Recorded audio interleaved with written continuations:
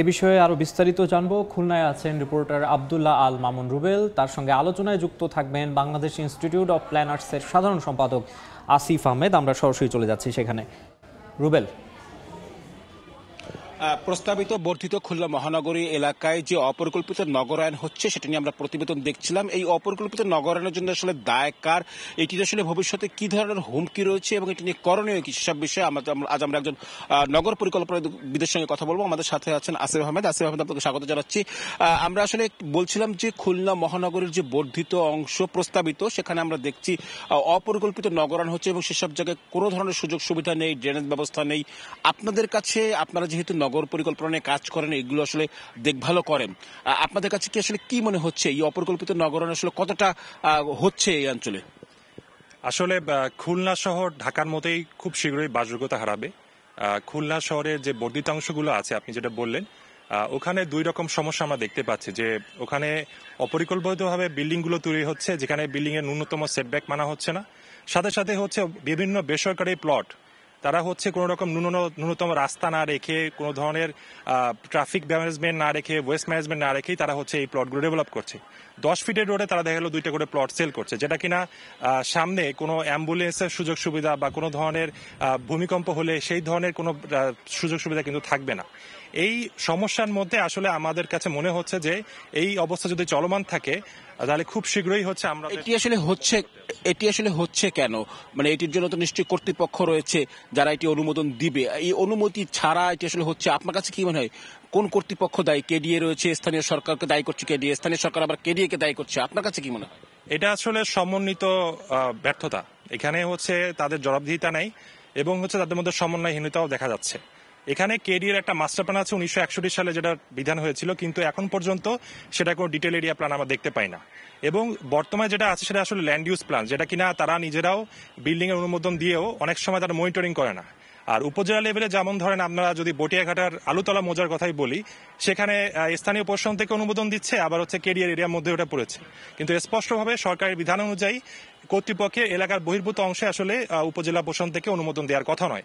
কিন্তু তারপর আমরা এটা দেখতে পাচ্ছি যে এই ধরনের অনুমোদন হচ্ছে। তাতে যেটা হবে, ভবিষ্যতে যদি খুলনা সিটি কর্পোরেশন এলাকা বর্ধিত হয়, সেখানে না পানির সংযোগ পাবে, না বিদ্যুতের সংযোগ পাবে, না গ্যাসের সংযোগ পাবে। এখানে আসলে তাদের মধ্যে সমন্বয়হীনতাই মূল বিষয় হিসেবে কাজ করছে। কেডিএ আসলে অনুমতি ছাড়া যেসব ভবন নির্মাণ করছে, ইবারত হচ্ছে, সেসব জায়গায় কেডিএ তদারকি কেন করতে পারছে না, বা এটির বিরুদ্ধে শাস্তিমূলক ব্যবস্থা আসলে নিতে পারছে না কেন? এখানে আসলে দুইটা বিষয় কাজ করছে। আমরা কেডিএ থেকে কথা বলেছি। একটা হচ্ছে সদিচ্ছার অভাব, দ্বিতীয় বিষয় হচ্ছে তাদের জনবলের অভাব। খুলনা শহরে মাত্র একজন পরিকল্পনাবিদ দিয়ে খুলনা সিটি কর্পোরেশন চলে এবং 3 জন পরিকল্পনাবিদ দিয়ে আমাদের পরিকল্পনা শাখা কেডিএ চলে। এত বড় একটা এরিয়া হচ্ছে কেডিএ নিচ্ছে, কিন্তু সেখানে তাদের মাত্র 3 জন পরিকল্পনাবিদ দিয়ে, এবং তার আগে 2020 সালে আগে কোনো পরিকল্পনাবিদ ছিল না। এবং আমরা জানতে পেরেছি ভবিষ্যতে এখানে পরিকল্পনাবিদ নিয়োগ না দিয়ে অন্য ধরনের পেশাজীবী নিয়োগ দেওয়ার তাদের সম্ভাবনা আছে। তো যদি এই অবস্থা চলমান থাকে, তাহলে ভবিষ্যতে খুলনা শহর একটি অপরিকল্পিত এবং অপর্যাপ্ত অবস্থায় বিবর্তমান হবে। আসলে আমরা জানি যে যেটা সিটি কর্পোরেশন একটি প্রস্তাবনা রয়েছে আরো 40 বর্গ কিলোমিটার জায়গা যুক্ত করার, সেক্ষেত্রে সিটি কর্পোরেশনের যে বলছে যে তারা আসলে এটি ম্যানেজমেন্ট করতে পারবে না। আপনাদের কাছে আসলে কি একই রকম মনে হয়? কি ধরনের সুযোগ সুবিধা বঞ্চিত হতে পারে? তারা আসলে ম্যানেজমেন্ট করতে পারবে না, এটা আমিও একমত। কারণ হচ্ছে এখনই যদি এই অবস্থার সমাধান করতে না পারি, তাহলে অলরেডি দেখবেন আপনারা ওখানে আলুতলার দিকেই যদি যান এবং হচ্ছে আমাদের সিটি বাইপাসের দিকে যান, রেগুলার বিল্ডিং হয়ে গেছে, 10 ফিট 12 ফিটের রোডে বিল্ডিং হয়ে গেছে, এবং সেটা হয়ে যাওয়ার পরে আসলে এটা ম্যানেজ করা আসলেই কঠিন। তো এই ক্ষেত্রে সিটি কর্পোরেশনের একটা ভূমিকা আছে, তাদেরই আসলে এখনই এই বিষয়ে পদক্ষেপ নেওয়া দরকার। জি, সিটি কর্পোরেশনের পদক্ষেপের পাশাপাশি এই যে অদূর ভবিষ্যতের আমরা ঝুঁকির কথা বা হুমকির কথা বলছি, এটির আসলে সমাধানে আপনারা কি ধরনের পরামর্শ দিয়ে থাকেন? আসলে সমাধানটা হচ্ছে চিরিচালাচালি করে কিছু হবে না। আমাদের কাছে মনে হয় যে তাদের একসাথে বসা দরকার, এবং উপজেলা থেকে যেটা বলা হয় যে আসলে মৌজা ভিত্তিক তারা আসলে অনুমোদন দিয়ে থাকে, কিন্তু কেডিএ যেটা আসলে বোঝাতে হবে যে আসলে এটা মৌজা ভিত্তিক কোনো সমাধান নয়, এটা আসলে মাস্টার প্ল্যানটা গ্যাজেট হয়ে আসে। তো তাদের একসাথে না বসা পর্যন্ত এটা সমস্যার কোনো সমাধান হবে আমি মনে করি না।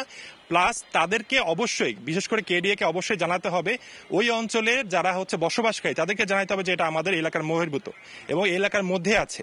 তাছাড়া আরেকটা বিষয় যেটা আমি মনে করি সেটা হলো যে আমাদের সাধারণ জনগণও তাদেরকে জানতে হবে যে আমরা ওই এলাকায় বিল্ডিং করতে পারবো কি পারবো না, সচেতনতা। দর্শক, আমরা আসলে শুনছিলাম যে আমরা বর্ধিত শহর অংশের যে অপরিকল্পিত নগরায়ণ হচ্ছে এটির আসলে এখনই আসলে পদক্ষেপ নেওয়া প্রয়োজন। এই জন্য এর সঙ্গে সংশ্লিষ্ট যতগুলো দপ্তর রয়েছে সবগুলো দপ্তরকে একসঙ্গে বসে সমন্বিতভাবে এটির সমাধান করতে হবে, তা না হলে অদূর ভবিষ্যতে বড় ধরনের হুমকির মুখে পড়তে পারে খুলনা মহানগর। তো আমার কাছে এই ছিল খুলনা থেকে প্রস্তাবিত বর্ধিত শহর অংশের অপরিকল্পিত নগরায়ণ নিয়ে আলোচনার সবশেষ।